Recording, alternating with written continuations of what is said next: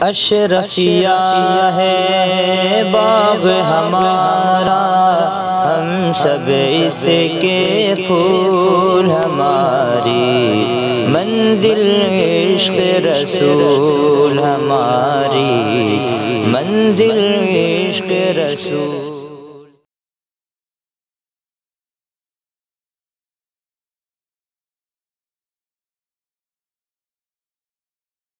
السلام علیکم ورحمۃ اللہ وبرکاتہ۔ بسم اللہ الرحمن الرحیم۔ الفصل الثانی عن کعب بن مالک انہ قال للنبی صلی اللہ علیہ وسلم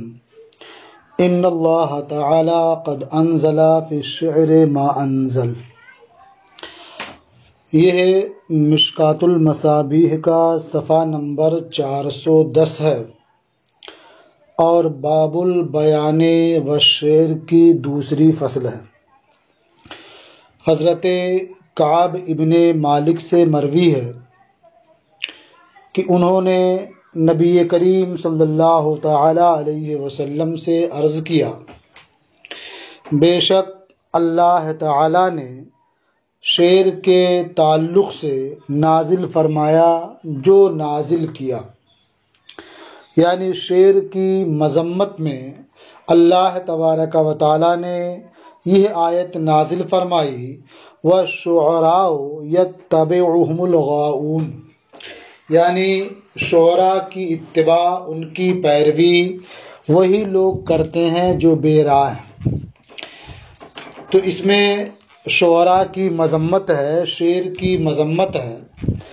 تو حضرت کعب ابن مالک رضی اللہ تعالی عنہ نے نبی کریم صلی اللہ تعالی علیہ وسلم سے عرض کیا کہ اللہ تعالی نے شعر کی مذمت میں یہ نازل فرمایا۔ تو اس سے سمجھ میں آتا ہے کہ شعر کہنا یہ ناپسندیدہ ہے، درست نہیں ہے۔ فقال النبی صلی اللہ علیہ وسلم ان المؤمن یجاہد بسیفہ ولسانہ۔ تو نبی کریم صلی اللہ تعالی علیہ وسلم نے ارشاد فرمایا کہ بے شک مومن اپنی تلوار اور زبان کے ذریعہ جہاد کرتا ہے۔ تو یہ شعر کہنا، کفار و مشرکین کی ہجو کرنا، انہیں جنگ سے خوف دلانا، ان کے انساب، ان کے نسب کے بارے میں باتیں کرنا، یہ سب در حقیقت زبان سے جہاد کرنا ہے۔ یہ حضرت کعب ابن مالک جنہوں نے یہ سوال کیا، یہ شعرائے مسلمین میں سے ایک ہیں۔ جو مسلمانوں میں مشہور شعراء تھے ان میں ایک حضرت حسان ابن ثابت تھے، ایک حضرت عبداللہ ابن رواحہ تھے اور ایک کعب ابن مالک تھے۔ ان حضرات کے بارے میں یہ کہا گیا ہے کہ حضرت کعب ابن مالک یہ کفار و مشرکین کو جنگ سے خوف دلایا کرتے تھے اور مسلمانوں کی شان و شوکت اور ان کا رعب ان کے دلوں میں داخل کرتے تھے۔ اور حضرت حسان ابن ثابت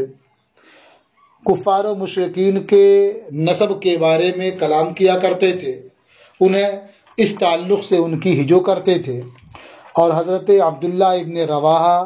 کفر پر ان کے ثابت رہنے کی بنیاد پر انہیں آر دلایا کرتے تھے۔ تو یہ تین شعراء بہت مشہور تھے، انہیں شعرائے مسلمین بھی کہا جاتا ہے۔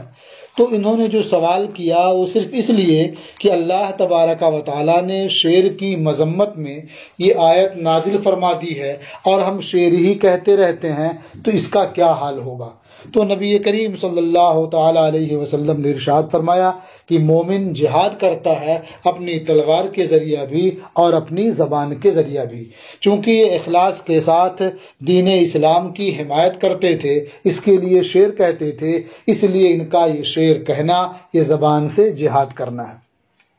اور حضور نے ارشاد فرمایا والذی نفسی بیدہ، قسم اس ذات کی جس کے قبضے میں میری جان ہے، لَكَأَنَّمَا تَرْمُونَهُمْ بِهِ نَضْحَ النَّبْلِ، یقیناً ایسا لگتا ہے کہ تم انہیں شیر کے ذریعہ، ہجو کرنے کے ذریعہ تیر مارنے کی طرح سے مارتے ہو، یعنی جس طرح سے میدان جنگ میں تم انہیں تیر مارتے ہو، انہیں تکلیف ہوتی ہے، وہ تمہارا مقابلہ نہیں کر پاتے ہیں، اسی طرح سے جب تم ان کے مقابلے میں شیر کے ذریعہ ان کی بیہودہ باتوں کا جواب دیتے ہو تو اس کا اثر ایسے ہی ہوتا ہے جیسے تیر مارنے کا اثر ہوتا ہے۔ رواہ فی شرح السنہ، اسے شرح السنہ میں روایت کیا ہے۔ وفی الاستیعاب لابن عبد البر، اور ابن عبد البر کی کتاب الاستیعاب میں ہے، انہ قال یا رسول اللہ ماذا تری فی الشعر، کہ حضرت کعب ابن مالک رضی اللہ تعالی عنہ نے عرض کیا، اے اللہ کے رسول آپ شعر کے بارے میں کیا فرماتے ہیں؟ ماذا تری فی الشعر، شعر کے بارے میں آپ کیا کہتے ہیں، آپ کا کیا خیال ہے، جبکہ یہ آیت کریمہ نازل ہوئی ہے۔ فقال ان المؤمن یجاہد بسیفہ ولسانہ، تو حضور نبی کریم صلی اللہ تعالی علیہ وسلم نے ارشاد فرمایا، بے شک مومن جہاد کرتا ہے اپنی تلوار کے ذریعہ اور اپنی زبان کے ذریعہ۔ تو معلوم ہوا کہ ان حضرات کا شعر کہنا یہ اسلام اور مسلمانوں کے دفاع کے لیے تھا، اس لیے ان کا شعر کہنا یہ جہاد ہے، جہاد باللسان۔ وعن ابی امامۃ عن النبی صلی اللہ علیہ وسلم قال، اور حضرت ابو امامہ سے مروی ہے، وہ نبی کریم صلی اللہ تعالی علیہ وسلم سے روایت کرتے ہیں، حضور نے ارشاد فرمایا، الحیاء والعی شعبتان من الایمان، حیا اور کلام سے رک جانا یا کلام کے درمیان رک جانا یہ ایمان کے دو شعبے ہیں۔ حیا اور کلام کے درمیان رک جانے یعنی سوچ کر غور و فکر کر کے کلام کرنا یہ ایمان کا حصہ ہے، اس لیے کہ جب آدمی صاحب ایمان ہوتا ہے تو ایمان اسے حیا پر ایمان اس کے لیے حیا کا باعث بنتا ہے اور آدمی حیا اختیار کرتا ہے، وہ بے حیائی نہیں کرتا ہے، بری باتوں کا ارتکاب نہیں کرتا ہے، بری باتیں زبان پہ نہیں لاتا ہے، برا کام نہیں کرتا ہے، اور بات کرنے میں رک جانا۔ جب آدمی صاحب ایمان ہوتا ہے تو اس کی وجہ سے وہ بیہودہ باتیں نہیں کرتا ہے، روانی سے بولتا نہیں جاتا ہے، بلکہ جو کچھ بھی کہتا ہے بہت غور و فکر کر کے کہتا ہے، سوچ سمجھ کر کے کہتا ہے کہ کہیں شریعت کے خلاف نہ ہو، اسلام کے خلاف نہ ہو۔ تو اس لیے نبی کریم صلی اللہ تعالی علیہ وسلم نے ارشاد فرمایا کہ حیا اور سوچ سمجھ کر کلام کرنا یا کلام کرنے میں رک جانا یہ ایمان کے دو حصے ہیں۔ یہاں العیو سے مراد یہ نہیں ہے کہ آدمی کی زبان میں لکنت ہو، ہکلاہٹ ہو اور اس کی وجہ سے وہ بات نہ کر سکے اور رک جائے، اس لیے کہ یہ ایمان کا حصہ نہیں ہے۔ زبان صحیح سالم ہو، بولنے پر قدرت رکھتا ہو، لیکن خشیت الہی کی وجہ سے وہ جو بھی بولتا ہو غور کر کے بولتا ہو، سوچ سمجھ کر کے بولتا ہو، اس لیے اس کے اندر اتنی تیزی نہ ہو، وہی مراد ہے العیو سے۔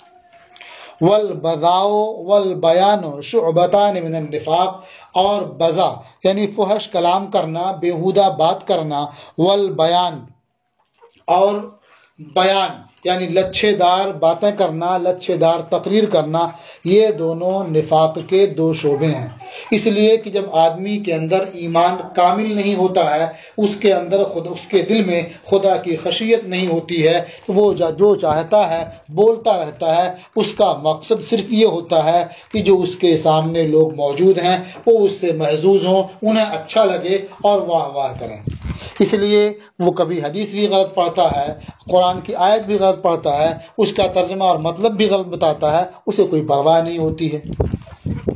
تو والبذاء والبیان شعبتان من النفاق، اور بیہودہ کلام کرنا، لچھے دار تقریریں کرنا، یہ نفاق کے دو شعبے ہیں۔ رواہ الترمذی، اسے امام ترمذی نے روایت کیا۔ وعن ابی ثعلبۃ الخشنی ان رسول اللہ صلی اللہ علیہ وسلم قال، اور حضرت ابو ثعلبہ خشنی سے مروی ہے کہ اللہ کے رسول صلی اللہ تعالی علیہ وسلم نے ارشاد فرمایا، ان احبکم الی واقربکم منی یوم القیامہ احاسنکم اخلاقا، یقیناً تم میں مجھے زیادہ محبوب اور روز قیامت مجھ سے زیادہ قریب وہ لوگ ہوں گے جو تم میں اخلاق کے لحاظ سے اچھے ہیں۔ احاسنکم اخلاقاً، یعنی تم میں جن کے اخلاق عمدہ ہیں، بہتر ہیں، وہ روز قیامت مجھ سے زیادہ قریب ہوں گے اور مجھے زیادہ محبوب ہوں گے۔ وَإِنَّ أَبْغَضَكُمْ إِلَيَّ وَأَبْعَدَكُمْ مِنِّي مَسَاوِيكُمْ أَخْلَاقًا، اور یقیناً تم میں مجھے زیادہ ناپسند، مجھے مبغوض اور تم میں مجھ سے زیادہ دور وہ لوگ ہوں گے جو تم میں اخلاق کے لحاظ سے برے ہیں۔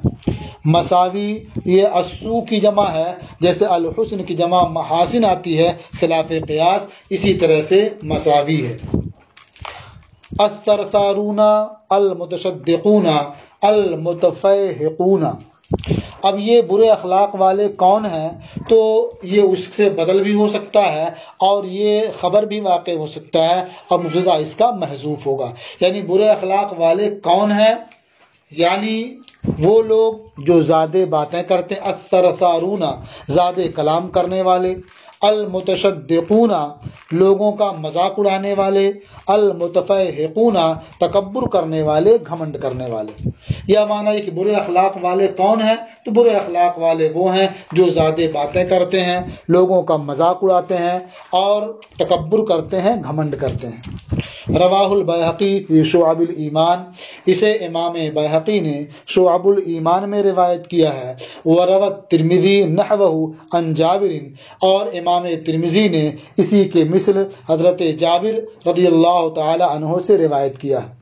وفی روایتہ قالوا یا رسول اللہ، حضرت جابر کی روایت میں یہ ہے کہ صحابہ نے عرض کیا، اے اللہ کے رسول، قد علمنا الثرثارون والمتشدقون، کہ ہم نے ثرثارون اور متشدقون کو تو جان لیا کہ ثرثارون زیادہ بولنے والے، بک بک کرنے والے ہیں، اور متشدقون یہ لوگوں کا مذاق اڑانے والے ہیں، لیکن متفیحقون کون لوگ ہیں؟ فمل متفیحقون، یہ متفیحقون کون لوگ ہیں؟ قال المتکبرون، نبی کریم صلی اللہ تعالی علیہ وسلم نے ارشاد فرمایا کہ متفیحقون یہ متکبرین ہیں۔ وعن سعد بن ابی وقاص قال، اور حضرت سعد بن ابی وقاص سے مروی ہے، انہوں نے فرمایا، قال رسول اللہ صلی اللہ علیہ وسلم، لا تقوم الساعة حتى يخرج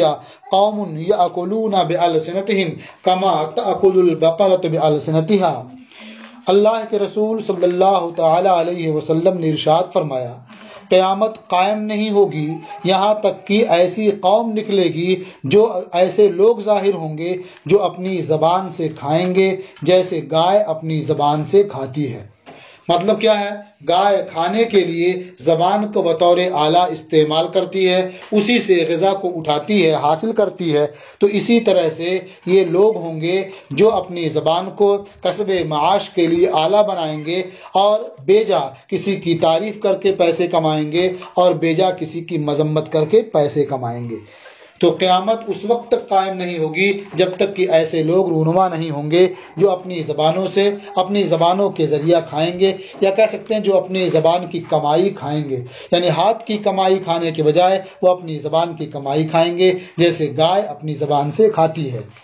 گائے یہ خشک اور تر، اچھے اور برے میں تمیز نہیں کرتی ہے، جو اس کے سامنے رکھ دیا جاتا ہے وہ زبان سے اٹھا اٹھا کر کے کھانے لگتی ہے۔ اسی طرح سے وہ قوم ہوگی، وہ جماعت ہوگی جو قرب قیامت نکلے گی، تو وہ کسی کی بھی بیجا تعریف کریں گے، کسی کی بیجا مذمت کریں گے، انہیں اس کی کوئی پرواہ نہیں ہوگی صحیح کیا ہے غلط کیا ہے، ان کے سامنے صرف اور صرف آمدنی ہوگی، پیسہ ہوگا۔ رواہ احمد، اسے امام احمد نے روایت کیا ہے۔ وعن عبداللہ ابن عمر ان رسول اللہ صلی اللہ علیہ وسلم قال، اور حضرت عبداللہ ابن عمر سے مروی ہے کہ اللہ کے رسول صلی اللہ تعالی علیہ وسلم نے ارشاد فرمایا، ان اللہ یبغض بلیغ من الرجال الذی یتخلل بلسانہ، اللہ تبارک و تعالی مردوں میں سے اس بلیغ شخص کو مبغوض رکھتا ہے، ناپسند فرماتا ہے، جو اپنی زبان کی کمائی کھاتا ہے، جو اپنی زبان کے ذریعہ کھاتا ہے یا اپنی زبان کیا پھیرتا ہے۔ کما یتخلل الباقرۃ بلسانہا، جس طرح سے گائے اپنی زبان سے کھاتی ہے یا گائے اپنی زبان اپنے ہونٹ پر اپنے منہ پر پھیرتی ہے۔ تو جو بلیغ آدمی اس طرح سے اپنی زبان کی کمائی کھاتا ہے وہ اللہ تعالیٰ کو مبغوض ہے۔ اس سے بھی مراد وہی ہے کہ وہ اپنی چرب زبانی کی وجہ سے لوگوں کی بیجا تعریف کر کے یا لوگوں کی بیجا مذمت کر کے پیسے کماتا ہے، یا لوگوں کو بیوقوف بنا کر کے الٹی سیدھی باتیں سنا کر کے پیسہ کماتا ہے، وہ اللہ تعالیٰ کو مبغوض ہے۔ جیسے اس زمانے میں آپ دیکھتے ہیں جسے مجالس کی نقابت کہتے ہیں، جو اناؤنسر ہوتے ہیں، ان کا حال کیا ہے؟ عام طور پر جو اناؤنسر آپ کو نظر آتے ہیں وہ بیجا اور جھوٹی تعریفیں کرتے رہتے ہیں، کسی کے بارے میں کچھ بھی نہیں معلوم ہوتا ہے، جب بھی اس کے لیے 2-4 لائن تعریف کے کلمات کہتے ہیں اور ایسے اور اس طرح مبالغہ کرتے ہیں جن کا حقیقت سے کوئی دور دور کا تعلق بھی نہیں ہوتا ہے۔ تو اس سے سمجھ میں آتا ہے کہ یہ پیشہ جس میں بیجا تعریفیں کرنی ہوتی ہیں تمام خطبہ کی، تمام شعراء کی اور دعوت دینے والوں کی، انتظامیہ کی، یہ پیشہ بالکل درست نہیں ہے۔ یہ لوگ وہی ہیں جن کے بارے میں اس حدیث میں بیان کیا گیا ہے۔ رواہ الترمذی و ابو داؤد، اسے امام ترمذی اور ابو داؤد نے روایت کیا۔ وقال الترمذی ھذا حدیث غریب، اور امام ترمذی نے فرمایا کہ یہ حدیث غریب ہے۔ وعن انس قال، اور حضرت انس سے مروی انہوں نے فرمایا، قال رسول اللہ صلی اللہ علیہ وسلم مررت لیلۃ اسری بی بقوم تقرض شفاہہم بمقارض من النار، اللہ کے رسول صلی اللہ تعالی علیہ وسلم نے ارشاد فرمایا کہ میں اس شب، جس شب مجھے لے جایا گیا، یعنی شب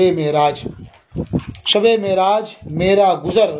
ایک قوم کے پاس سے ہوا جن کے ہونٹ آگ کی قینچیوں سے کاٹے جا رہے تھے، تو میں نے پوچھا، یا جبرائیل من ہؤلاء، جبریل یہ کون لوگ ہیں جن کے ہونٹ آگ کی قینچی سے کاٹے جا رہے ہیں؟ قال ہؤلاء خطباء امتک الذین یقولون ما لا یفعلون، تو انہوں نے فرمایا کہ یہ آپ کی امت کے وہ خطبہ ہیں، وہ مقررین ہیں جو ایسی باتیں کہتے ہیں جو خود نہیں کرتے ہیں۔ یعنی جو قرآن کریم میں فرمایا گیا لما تقولون ما لا تفعلون، ایسی باتیں کیوں کہتے ہو جو خود نہیں کرتے ہو، وہی خطبہ ایسے ہیں جو خود عمل نہیں کرتے اور دوسروں کو عمل کی دعوت دیتے ہیں۔ تو یہ خطبہ ایسے ہیں، خود عمل نہیں کرتے ہیں، صرف دوسروں کو دعوت دیتے ہیں، تبلیغ کرتے ہیں، تو ان کے ہونٹ آگ کی قینچی سے کاٹے جا رہے تھے۔ قال ہؤلاء خطباء امتک الذین یقولون ما لا یفعلون، انہوں نے عرض کیا کہ یہ آپ کی امت کے خطبہ ہیں، مقررین ہیں جو ایسی باتیں کہتے ہیں جو کرتے نہیں ہیں۔ رواہ الترمذی وقال ھذا حدیث غریب، اسے امام ترمذی نے روایت کیا اور فرمایا کہ یہ حدیث غریب ہے۔ وعن ابی ہریرہ قال، اور حضرت ابو ہریرہ سے مروی انہوں نے فرمایا، قال رسول اللہ صلی اللہ علیہ وسلم من تعلم صرف الکلام لیسبی به قلوب الرجال او الناس لم يقبل اللہ منہ یوم القیامہ صرفا ولا عدلا، اللہ کے رسول صلی اللہ تعالی علیہ وسلم نے ارشاد فرمایا، جس نے کلام کو گھمانا پھیرنا سیکھ لیا، یعنی کلام کو مختلف طریقے پر پیش کرنے کا ہنر جان لیا، یعنی وہ فصیح و بلیغ ہو گیا، بات کرنے کا اسے ملکہ حاصل ہو گیا، تو جس نے یہ سب اس لیے کیا لیسبی بہ قلوب الرجال، تاکہ اس کے ذریعہ مردوں کے دلوں کو وہ قید کر لے، اب الناس یا لوگوں کے دلوں کو قید کر لے، یعنی یہ شبہ ہوا راوی کو کہ الرجال فرمایا گیا تھا یا الناس فرمایا گیا تھا، تو اب اس کا حاصل یہ ہوا کہ جس نے مختلف طریقے سے کلام کو ادا کرنا سیکھ لیا، اس لیے تاکہ اس کے ذریعہ وہ لوگوں کے دلوں کو قید کر لے، یعنی اپنی طرف مائل کر لے، لم يقبل اللہ منہ یوم القیامہ، تو اللہ تبارک و تعالیٰ اس سے روز قیامت نہ نفل قبول فرمائے گا اور نہ فرض قبول فرمائے گا۔ اس لیے کہ ہونا تو یہ چاہیے تھا کہ اللہ تعالیٰ نے اسے ذہن عطا فرمایا تھا، اسے حافظہ عطا فرمایا تھا، تو وہ کلام کو مختلف طریقے پر ادا کرنا سیکھتا تاکہ وہ اچھی طرح سے اسلام کی تبلیغ کر سکے، لوگوں کو اسلام کی دعوت دے سکے اور اسلام کے محاسن لوگوں کے دلوں میں اتار سکے۔ لیکن اس کی نیت اچھی نہیں رہی، اس نے اس لیے سیکھا تاکہ لوگ اس کی طرف متوجہ ہو جائیں، لوگوں کو وہ اپنا گرویدہ بنا لے، لوگ اس کے قابو میں آ جائیں، تو اس کی وجہ سے اللہ تعالیٰ نہ اس کے نوافل قبول فرمائے گا اور نہ فرض قبول فرمائے گا۔ صرف کا معنی توبہ ہوتا ہے یا نفلی عبادت ہوتی ہے، ایسے عدل کا معنی یا تو فدیہ ہے یا فرض عبادت ہے۔ تو معنی یہ ہوا کہ اللہ تبارک و تعالیٰ روز قیامت اس کی جانب سے نہ تو نفل قبول فرمائے گا اور نہ ہی فرض قبول فرمائے گا۔ رواہ ابو داؤد، اسے ابو داؤد نے روایت کیا ہے۔ اسی لیے شروع میں یہ کہا گیا تھا کہ کتابیں شروع کرنے سے پہلے آدمی اپنی نیتیں صحیح کر لے، اور اسی لیے امام بخاری رحمۃ اللہ تعالی علیہ اور خود صاحب مشکات نے بھی کتاب شروع کرنے سے پہلے یہ حدیث نقل کر دی ہے، انما الاعمال بالنیات وانما لکل امرئ ما نوى۔ وعن عمرو بن العاص انہ قال، اور حضرت عمرو بن عاص سے مروی ہے، انہوں نے ایک دن فرمایا، وقام رجل فاکثر القول، درا حال ہے کہ ایک شخص خطاب کرنے کے لیے کھڑا ہوا یا آواز کہنے کے لیے کھڑا ہوا، فاکثر القول، تو اس نے بہت زیادہ بات کی، بہت لمبی چوڑی سنائی۔ فقال عمرو لو قصد فی قولہ لکان خیرا لہ، تو حضرت عمرو بن عاص نے فرمایا کہ اگر یہ شخص اپنی بات میں میانہ روی اختیار کرتا، یعنی اعتدال سے کام لیتا، نہ بہت زیادہ اختصار کرتا اور نہ بہت زیادہ کلام کو پھیلاتا طویل کرتا، تو یہ اس کے لیے بہتر ہوتا۔ سمعت رسول اللہ صلی اللہ علیہ وسلم یقول، میں نے اللہ کے رسول صلی اللہ تعالی علیہ وسلم کو فرماتے ہوئے سنا، لقد رأیت او امرت ان اتجوز فی القول، کہ حضور ارشاد فرما رہے ہیں کہ لقد رأیت علمت کے معنی میں مجھے معلوم ہے، یا راوی کو شک ہے کہ حضور نے فرمایا لقد امرت، کہ مجھے حکم دیا گیا ہے، ان اتجوز فی القول، کہ میں بات کرنے میں اختصار سے کام لوں، یعنی قدر کفایت پر میں اختصار کروں، اس سے زیادہ باتیں نہ کروں، تاکہ لوگوں کا اسے محفوظ کرنا، اسے یاد رکھنا اور اس پر عمل کرنا آسان ہو۔ فَإِنَّ الْجَوَازَ هُوَ خیر، کیونکہ قدر کفایت پر اختصار کرنا، اسی کے مطابق کلام کرنا، یہ بہتر ہوتا ہے۔ رواہ ابو داؤد، اسے ابو داؤد نے روایت کیا ہے۔ وعن صخر بن عبد اللہ بن بریدہ عن ابی عن جدی، اور صخر بن عبداللہ ابن بریدہ سے روایت ہے، وہ اپنے والد سے روایت کرتے ہیں، وہ ان کے دادا سے روایت کرتے ہیں، انہوں نے فرمایا، سمعت رسول اللہ صلی اللہ علیہ وسلم یقول، میں نے اللہ کے رسول صلی اللہ تعالی علیہ وسلم کو فرماتے سنا، ان من البیان سحرا، یقیناً کچھ خطاب، کچھ بیان جادو ہوتا ہے، یعنی جادو کی طرح سے وہ اثر کرتا ہے اور لوگوں کے دلوں کو جدھر چاہتا ہے وہ پھیر دیتا ہے اپنے کلام کے ذریعہ۔ تو کچھ بیان، کچھ خطاب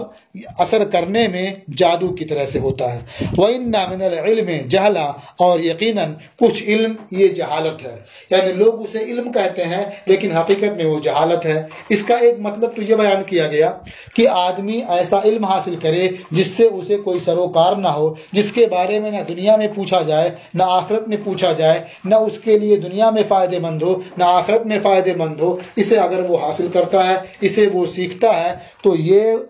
بظاہر تو علم ہے لیکن حقیقت میں وہ جہالت ہے۔ اس لیے کہ آدمی ایسا کام کر رہا ہے جو اس کے لیے دنیا اور آخرت کہیں بھی مفید نہیں ہے، تو کوئی بھی عقل مند شخص ہے ایسا کام نہیں کرتا ہے۔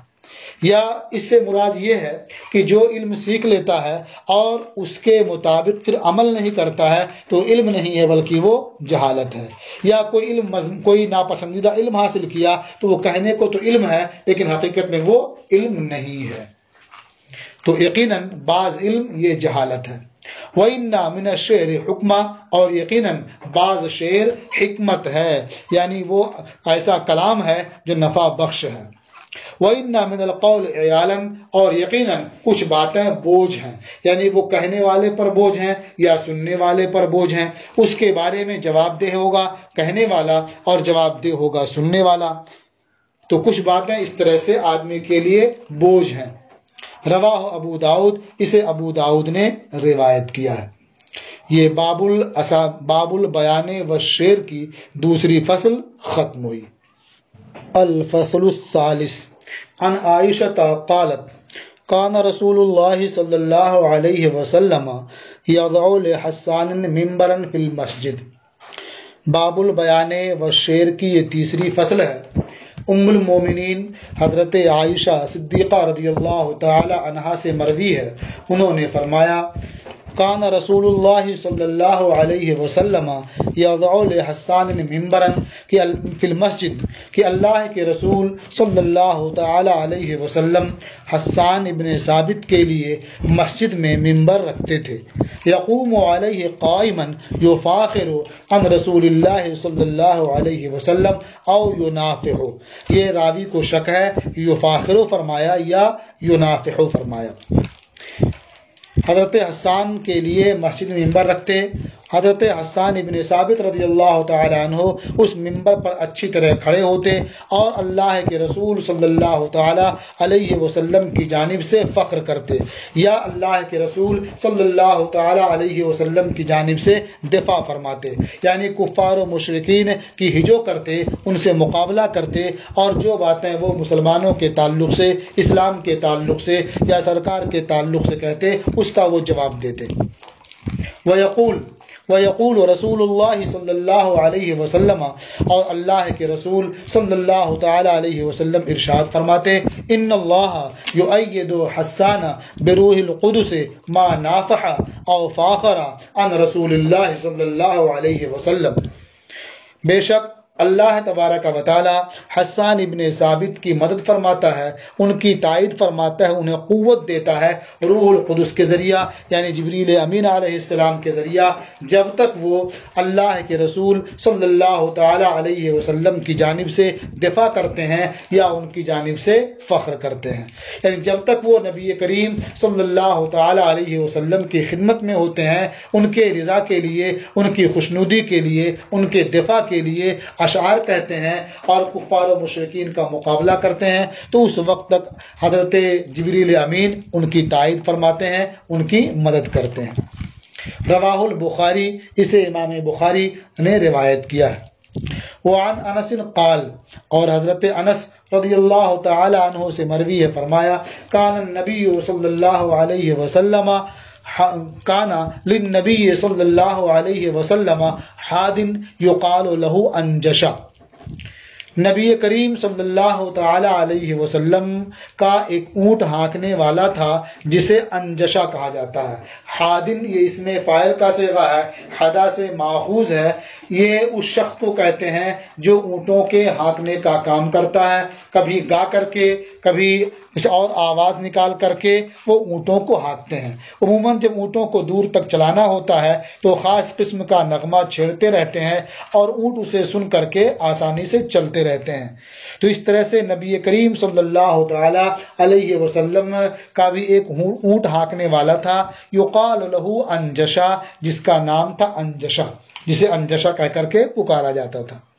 وکانا حسن الصوت، اور وہ بہتر آواز والا تھا، اس کی آواز اچھی تھی، جب وہ پڑھتا تھا، جب وہ گاتا تھا تو سننے والے بہت غور سے سنتے تھے اور بہت اچھا لگتا تھا انہیں۔ فقال له النبی صلی اللہ علیہ وسلم رویدکا یا انجشا، تو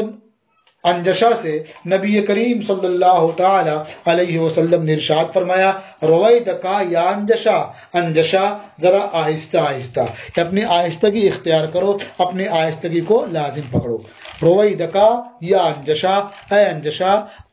ذرا آہستہ آہستہ، آہستگی اختیار کرو۔ لا تکسر القواریر، قواریر یہ قارورہ کی جمع ہے، قارورہ کہتے ہیں شیشے کی بوتل کو، تو لا تکسر القواریرہ یعنی شیشے کی بوتلیں توڑ نہ دو۔ شیشے کی بوتلوں سے کیا مراد ہے؟ قال قتادہ یعنی ضعفت النساء، حضرت قتادہ رضی اللہ تعالی عنہ نے فرمایا کہ نبی کریم صلی اللہ تعالی علیہ وسلم کی مراد اس سے عورتوں کی کمزوری ہے، یعنی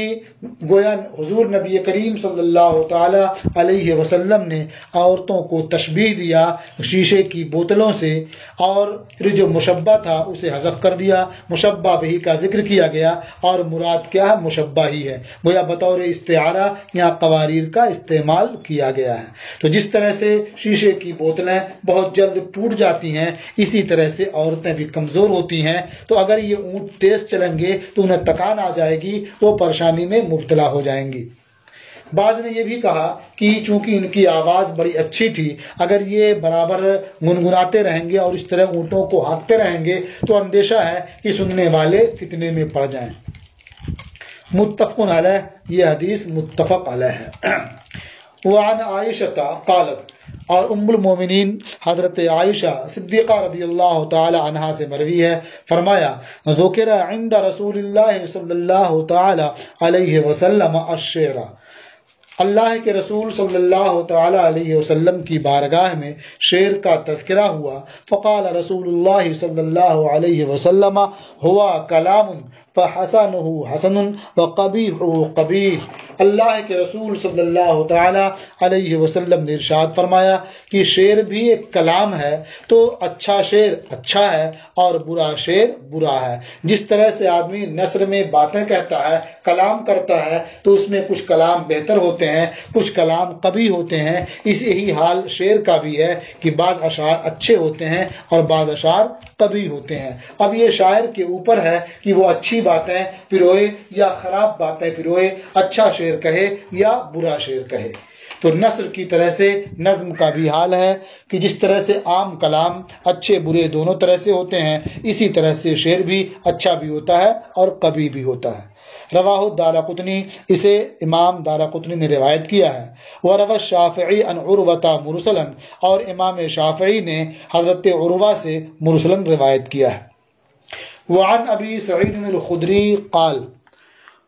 اور حضرت ابو سعید خدری سے مروی ہے، انہوں نے فرمایا بینا نحن نسیر مع رسول اللہ صلی اللہ علیہ وسلم بالعرج،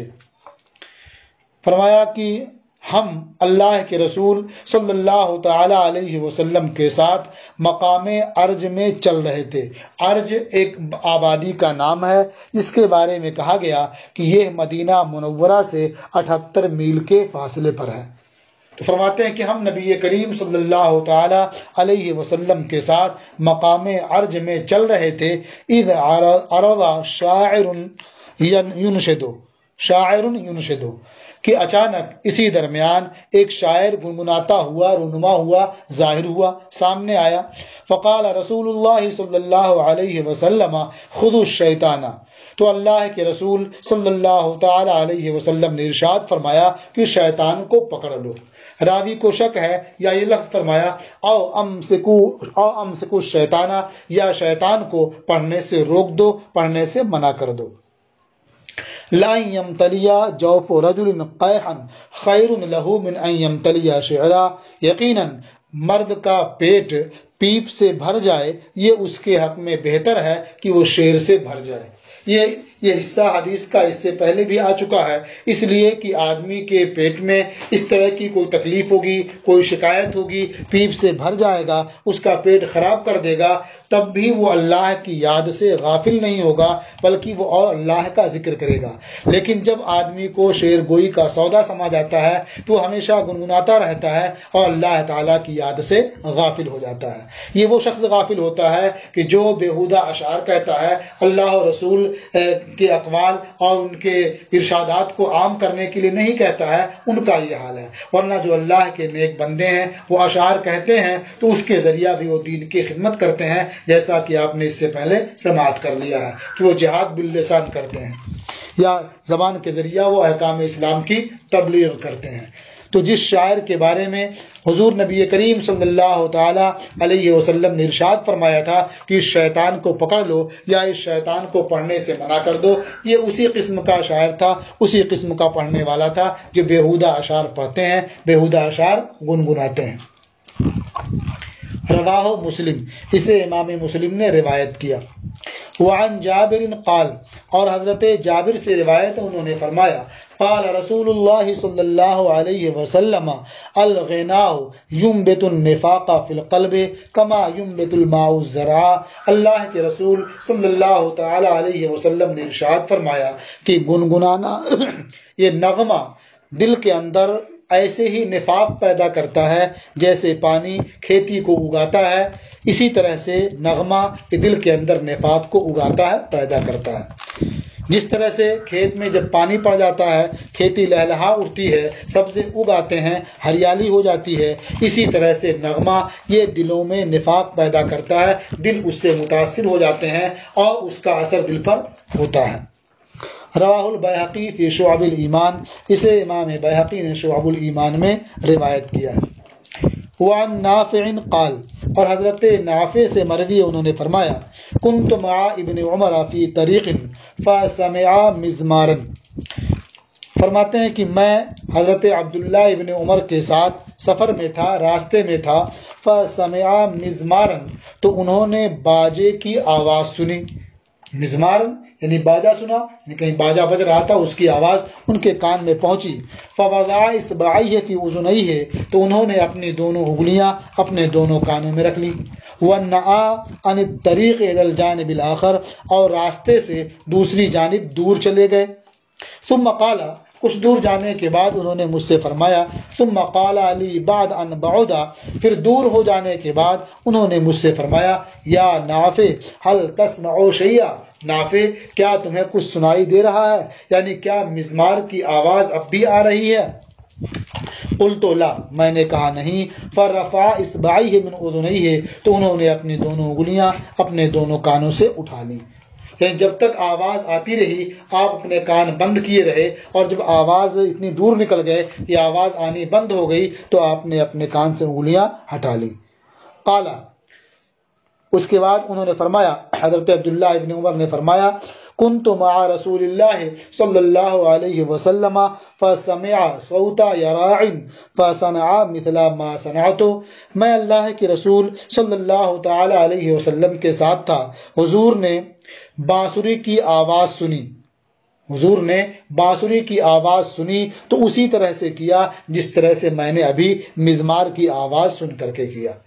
قال نافع وکنت اذ ذاک صغیرا، حضرت نافع نے فرمایا اور اس وقت میں چھوٹا تھا یعنی نابالغ تھا۔ رواہ احمد و ابو داؤد، اسے امام احمد اور ابو داؤد نے روایت کیا ہے۔ یہ قالا نافع کے ذریعہ در حقیقت ایک سوال کا جواب ہے۔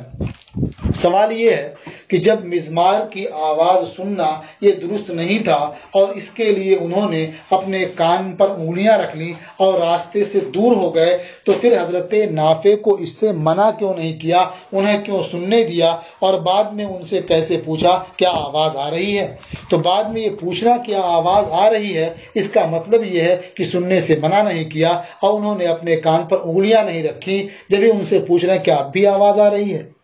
تو جب یہ سننا ناپسندیدہ تھا تو پھر انہیں منع کیوں نہیں کیا جبکہ وہ آپ کے ساتھ ہی تھے؟ تو اس کا انہوں نے خود ہی جواب دے دیا۔ حضرت نافع نے فرما دیا کہ میں اس وقت چھوٹا تھا یعنی نابالغ تھا، اور اس طرح کے احکام کے جو مکلف ہوتے ہیں وہ بالغ ہوتے ہیں، نابالغ نہیں ہوتے ہیں، اس لیے انہیں بند کرنے کا حکم نہیں دیا، وہ ساتھ چلتے رہے اور ان کے ذریعہ یہ معلوم بھی کر لیا کہ ابھی آواز آ رہی ہے یا نہیں آ رہی ہے۔ یہ باب یعنی باب البیان والشعر یہ ختم ہوا اور اس طرح سے آج کا آپ کا سبق بھی پورا ہوا۔ السلام علیکم ورحمۃ اللہ تعالی وبرکاتہ۔ اشرفیہ ہے باغ ہمارا، ہم سب اس کے پھول، ہماری منزل عشق رسول، ہماری منزل عشق رسول۔